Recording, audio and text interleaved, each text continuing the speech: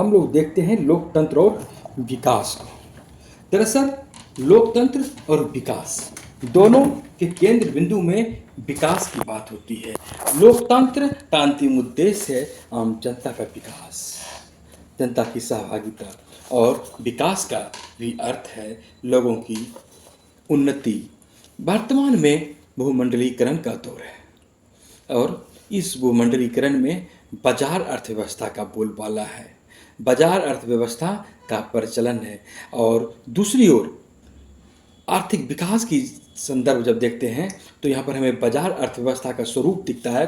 तो दूसरी ओर लोकतंत्र के विकास के संदर्भ तब ज़्यादा प्रासंगिक दिखते हैं जब राजनीतिक लोकतंत्र की बात होती है, राजनीतिक लोकतंत्र के उत्थान की बात होती है, लोगों में जागरूकता आती है, लोगों में राजनीति के प्रति सहभागिता की भावना जगती है, लोगों में उत्थान होता है। यह जागरूकता, यह सहभागिता, यह उनकी उपलब्धि ही लोकतंत्र को विशेष बनाता है। यहाँ पर हम देखते हैं कि गुणवत्ता और आवश्यकता दोनों आज महत्वपूर्ण है व्यक्ति के लिए, लोकतांत्रिक वातावरण के लिए।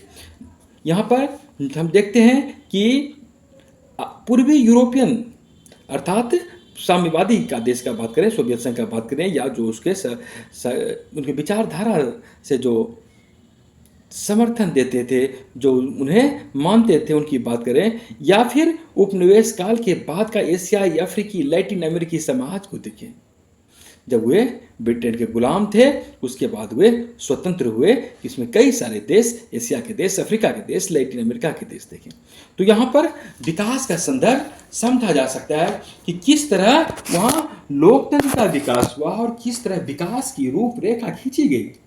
समाजवाद की समाप्ति के संदर्भ में भी इसे समझा जा सकता है, जिसने बाजार अर्थव्यवस्था में राज्य के अत्यधिक अथवा अनुचित हस्तक्षेप के रूप में विकास नियोजन पर आधारित अर्थव्यवस्था को प्रेरित किया।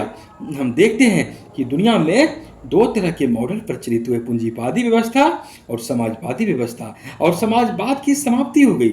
समाजवाद हालांकि आज भी है, उसकी विचारधारा आज भी है, सरकारें उसे मानती भी है, समाज का एक बहुत बड़ा तबका उन्हें मानता है। इन सब के बावजूद जिन समाजवादी व्यवस्था का प्रतिनिधित्व सोवियत संघ जैसी व्यवस्था कर रही थी, वह समाप्त हो गया। सोवियत संघ समाजवादी अर्थव्यवस्था में भी विकास की तस्वीर खींची गई। जितनी विकास अमेरिका कर रहा था, उतना ही विकास सोवियत संघ भी कर रहा था। अमेरिका की तरह हर वैज्ञानिक के हर एक कदम से कदम बढ़ाते हुए सोवियत संघ भी आगे जा रहा था। सब चीज था, सुई से लेकर कार तक का निर्माण सोवियत संघ में किया जा रहा था। परमाणु बम का आविष्कार कर लिया, लेकिन नहीं थी वहां तो लोकतांत्रिक आजादी। अर्थव्यवस्था के संदर्भ में विकास की तस्वीर वहां भी थी, लेकिन आजादी नहीं थी, उदारवादी भावना नहीं थी। लोगों में वह लोकतांत्रिक वातावरण स्थापित करने के लिए एक छटपटाहट थी।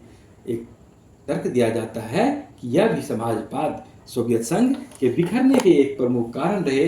लोगों का झुकाव कहीं न कहीं उस विचारधारा से विमुख हो रहा था। और व्यक्ति वैश्विक स्तर पर या सामाजिक स्तर पर हम अगर देखें तो राज्य का हस्तक्षेप कम से कम चाहता है, राज्य का अनुचित हस्तक्षेप नहीं चाहता है। और इसी संदर्भ में आज राज्य भी विकास नियोजन पर आधारित अर्थव्यवस्थाओं को प्रेरित कर रही है। हम देखते हैं कि सब चीज राज्य के पास है, राज्य के नियंत्रण में है, राज्य के संरक्षण में है। इसके बावजूद वे निवेश को प्रोत्साहन देती है।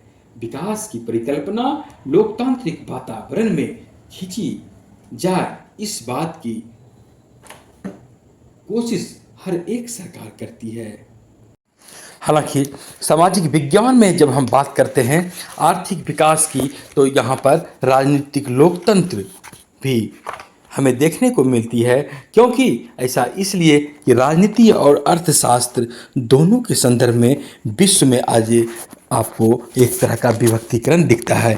लोग कुछ भी बात हो, वहाँ पर राजनीतिक नेतृत्व की ओर ही टकटकी लगाए रखते हैं। आज व्यक्ति का विकास की बात हो, उनके समुदाय की विकास की बात हो, उनके स्थानीयता का विकास हो, यहाँ पर कानूनी निर्णय के बीच एक तरह का टकराव भी जब होती है, जब पारस्परिक अंतरक्रिया का स्वरूप सहिष्णुता का रूप धारण नहीं कर पाता है, तो यहाँ पर विरोध विद्रोह का स्वरूप ले लेता है। ऐसे में विकास की तस्वीर नहीं खींची जा सकती है। आज हम देखते हैं कि लोकतंत्र का स्वरूप के कई एक सिद्धांत आपको दिखने को मिलते हैं, जिनमें आर्थिक विकास की अंतर्ग्रस्तता प्रक्रिया को राजनीतिक लोकतंत्र के व्यापक अर्थ में समझने का प्रयास दिखाता है। आज आप देख सकते हैं कि कई जगह पर्यावरणविद हो, आदिवासी हो या स्थानीय लोग हो, तो वहाँ पर कई तरह के विरोध की बात करते हैं कि नहीं, ये चीज़ यहाँ पर नहीं होनी चाहिए। लेकिन वहीं सरकार तर्क देती है कि विकास के लिए यह जरूरी है। ऐसे में जब कभी विरोध की स्थिति बनती है तो अंतिम निर्णय विशेषज्ञों का होता है कि क्या सही है, क्या गलत है। लेकिन इसके साथ साथ हम यह भी देखते हैं कि विशेषज्ञों की रिपोर्ट पर अंतिम निर्णय राजनीतिक नेतृत्व को ही लेना पड़ता है। जो ऐसा समझा जाता है, ऐसा विश्वास है, ऐसा माना जाता है कि ऐसी धारणा है कि जनता के जो प्रतिनिधि होते हैं वे जनता की वास्तविकताओं को समझते हैं, इसलिए उसी के अनुरूप अंतिम निर्णय लेने का अधिकार उसी को होना चाहिए। तो यहाँ पर आर्थिक विकास का संदर्भ राजनीतिक लोकतंत्र के संदर्भ में काफ़ी व्यापक हो जाता है। और इस राजनीतिक लोकतंत्र में जब पब्लिक की सहभागिता बढ़ती है तो फिर विकास की तस्वीर खींची जाती है। एक राजनीतिक अर्थव्यवस्था के संदर्भ में एक विद्वान हुए दीपक नैयर, वे कहते हैं कि बाजारिक अर्थव्यवस्था और लोकतंत्र की राजनीति के बीच हमेशा ही एक तनाव बना रहता है। बाजार अर्थव्यवस्था उदारवादी भावना की मांग करता है, वहीं लोकतंत्र की राजनीति सहभागिता की बात करती है। यहाँ पर हम यह कह सकते हैं कि बाजार की अर्थव्यवस्था एक उदारवादी धारणा को व्यक्त करता है और इस उदारवादी धारणा में व्यक्ति को लगता है कि सामाजिक परंपरा जैसी बातें अब प्रासंगिक नहीं रह गई है, इसका खात्मा होना चाहिए, इसकी समाप्ति होनी चाहिए। व्यक्ति को उदार बना देना चाहिए, व्यक्ति को हर तरह के अधिकार देना चाहिए। इस तरह हम देखते हैं कि लोकतंत्र के इस स्वरूप में के विरुद्ध बाजार का जो स्वरूप होता है वह ज़्यादा हावी हो जाता है। कभी कभी तर्क दिया जाता है, बातें कही जाती है कि जो लोकतंत्र का यह स्वरूप है, बहुमतवादी लोकतंत्र का स्वरूप है, तो क्या यह राजतंत्र या अल्पतंत्र के लिए श्रेयस्कर है? यह राजतंत्र से अच्छी व्यवस्था है या अल्पतंत्र से अच्छी व्यवस्था है? तो इस आधार पर कभी कभी तो बातें यह की जाती है कि इस तरह की धारणा बहुमत की निरंकुशता को बढ़ाती है। बहुमत का शासन होता है तो यह बहुमत की निरंकुशता जैसी बातें हो जाती है। इसी के साथ साथ यह भी बात कही जाती है कि बाजार जो होते हैं वे अल्पसंख्यकों के हितों की रक्षा करते हैं, एक छोटे से वर्ग के हितों की रक्षा करते हैं। ये वहीं तक सीमित है। बाजारवादी व्यवस्था, उदारवादी भावना ये पूरे तंत्र की हिफाजत नहीं करता है, पूरे तंत्र की बहुसंख्यक की चिंता नहीं करता है, या तो छोटे तंत्र की चिंता करता है, अल्पसंख्यक रूप में यह सीमित रहता है। खैर, तो यहाँ पर कहा यह जाता है कि बाजार वस्तुतः क्या है, तो अल्पसंख्यकों की निरंकुशता है। वो जैसे चाहते हैं वैसे अपना व्यवहार करते हैं। किसी चीज़ की कालेबाजारी करना हो या किसी राजनीतिक दल को चंदा देना हो, वह अपने रूप में उसे भंजाता है। बाजार पूंजीवादी व्यवस्था की होती है और पूंजीवादी व्यवस्था जिस विकास की तस्वीर खींचती है वह अपने इशारे पर राजनेताओं से कानून बनवाती है। अब बाजार में लोग, दूसरी बात यह भी कहा जाता है कि जब राजनेताओं को वोट की जरूरत पड़ती है तो बाजार के लोगों से वे सहारा लेती है। बाजार के लोग अपने पैसों से मत डालते हैं, पैसा से वे अपना मत बदल देते हैं, मत की ओर प्रभावित होते हैं, प्रेरित होते हैं। यह बाजार की देन है कि लोग पैसे देकर वोट दे देते हैं। दूसरी ओर राजनीतिक लोकतंत्र की जब बात करते हैं, यहाँ प्रत्येक व्यक्ति का मत बराबर होता है, प्रत्येक व्यक्ति का मत का मूल्य बराबर होता है। इस तरह यहाँ पर कहा जाता है कि बाजार जैसी संस्थाएं और लोकतंत्र जैसी संस्थाएं दोनों में एक तरह का तनाव हमेशा बना हुआ रहता है, कायम रहता है। तो यहाँ पर बात यह भी होती है कि लोकतंत्र और बाजार का संयोजन क्या जन समुदाय के आर्थिक विकास के लिए आवश्यक है। अगर दोनों का, बाजार का और लोकतंत्र का संयोजन कर दिया जाए तो यह सही होगा। तो यहाँ पर हम पूर्वी यूरोप के उन देशों का बात करते हैं जहाँ राजनीतिक लोकतंत्र नहीं था, वहाँ अर्थव्यवस्था थी, बाजार आधारित अर्थव्यवस्था थी साम्यवादी से प्रभावित देश में, लेकिन वहाँ लोकतंत्र नहीं था। इनके बावजूद भी वहाँ विकास की रूपरेखा गढ़ी गई। नियोजित अर्थशास्त्र में समतावाद के विकास को बढ़ावा मिला और साम्यवादी के बाद जब कई जगह साम्यवादी जैसी धारणाएं नहीं रही, उसके बाद जब बाजार आधारित अर्थव्यवस्था का बोलबाला हो गया तो फिर वहाँ पर भी तो हम राजनीतिक लोकतंत्र देखते हैं। लोकतंत्र से एक उम्मीद जगती है।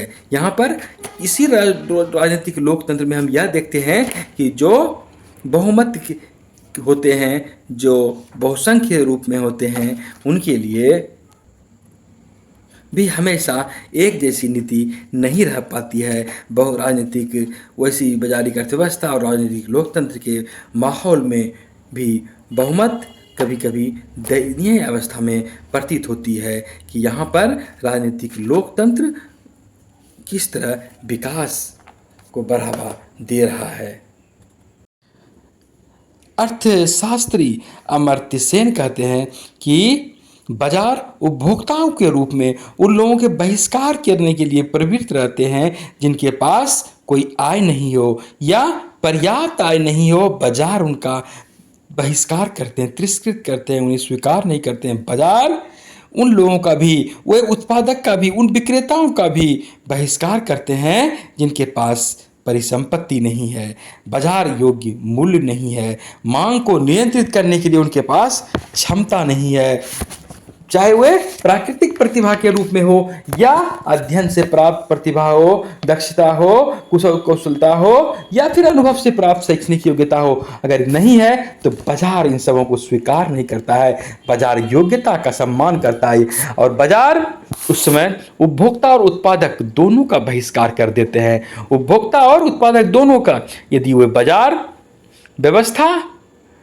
प्रजातीय समुदायों या जंगली लोगों के मूल्यों को स्वीकार नहीं करते हैं, अर्थात यह बाजारवादी व्यवस्था भी आर्थिक बहिष्कार, सामाजिक और राजनीतिक बहिष्कार पर एक तरह से कुठाराघात करता है। इसलिए ऐसा कहा जाता है कि यदि बहिष्कार की बात होगी, यदि निम्न वर्ग आपके त्रस्त होंगे, वे उस माहौल में अच्छा महसूस नहीं कर सकेंगे। कहने का मतलब, यदि अर्थव्यवस्था का बाजारीकरण हो जाता है तो निम्न वर्ग ज़्यादा त्रस्त होते हैं। ऐसा इसलिए क्योंकि बाजार की जब बात होती है, जब भी उस तरह के विकास के सारा दारोमदार और बाजार पर छोड़ दिया जाता है तो फिर वहाँ पर सामाजिक और आर्थिक क्षेत्र से राज्य का नियंत्रण समाप्त हो जाता है, राज्य हाथ खींच लेता है, राज्य की वापसी हो जाती है। ऐसी स्थिति में जो सामाजिक सुरक्षा की बात होती है, समान तौर पर सामाजिक न्याय की अवधारणा के संदर्भ में जितनी लाभें समाज तबके को होती है, निचले तबकों को होती है, ऐसे में यदि वे वहाँ से हाथ खींच लेती है, बाजार का चलने लगता है तो फिर उन्हें ज़्यादा परेशानी होती है। ऐसा कहा जाता है कि समान तौर पर कोई व्यक्ति अपनी जीविका के लिए परेशान रहते हैं, अस्त व्यस्त की स्थिति है, उल्लासमय जीवन के लिए अस्त व्यस्तता पूरी जीवन भर रहती है। वहीं दूसरी तरफ एक बाजार की लाभकारी व्यवस्था है जो चारों ओर राष्ट्रीय मुद्दों के संदर्भ में वे एक रूपरेखा खींच रहे होते हैं। ऐसा माना जाता है कि बाजार अर्थव्यवस्था और समाज के बीच गुटबंदी हो जाती है, आर्थिक गुटबंदी अनिवार्य हो जाती है और आर्थिक विकास के लाभों के वितरण को योजनाबद्ध तरीके से एकीकृत किया जाता है। साथ ही साथ यह भी जो कोई सीमांतक स्थिति में होते हैं उनका विकास किया जाता है, संस्थागत प्रबंधन द्वारा किया जाता है। और एक तरह से अगर हम कहें तो आर्थिक विकास एक तरफ है तो दूसरी तरफ सामाजिक विकास की बात होती है। दोनों के बीच की स्थिति महत्वपूर्ण हो जाती है और कभी कभी आर्थिक विकास से क्षेत्रीय विषमता बढ़ती है। वर्ग असमानता की स्थिति उत्पन्न होती है। एक जगह ज़्यादा विकास हो जाता है, दूसरी जगह विकास नहीं हो पाता है। विकास की रूपरेखा इस तरह भी होती है, हर जगह इसका ग्राफ एक जैसा नहीं रहता है और विकास की प्रक्रिया में कभी कभी वर्ग का निर्माण हो जाता है और यह वर्ग समानता आधारित नहीं होता, यह असमानता आधारित हो जाती है। वहीं यह लोकतंत्र जहां बराबरी के एहसास पर स्थापित होती है, सहभागिता के आधार पर, सबों के सार्वजनिक सहभागिता के आधार पर, वहीं बाजार जैसी व्यवस्था इस बात का विकास नहीं करती है, इस बात की व्यवस्था नहीं कर पाती है।